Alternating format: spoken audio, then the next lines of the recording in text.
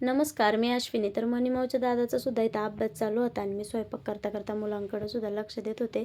हे काय ते काय मुलं सारखं विचारतात.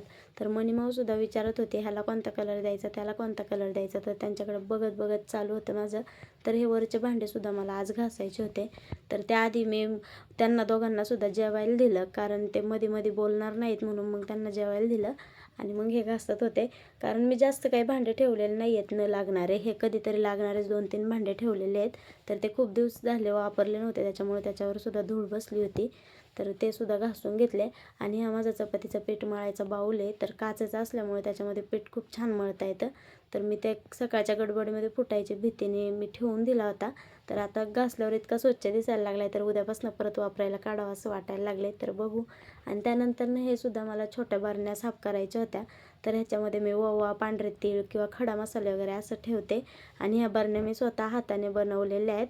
तर मिल्कशेकच्या, बदाम शेकच्या बॉटल असतात ना, त्याच्या बनवलेल्या आहेत. कशाने चिटकवल्या वगैरे काहीच नाही आहे, असंच बनवलेल्या आहेत. तर खूप छान झालेल्या आहेत त्या, छोट्या छोट्या मस्त दिसतात पण. आणि तर मी त्या उद्याच लावणार आहे आता वाळल्यावरती सगळं भरून वगैरे.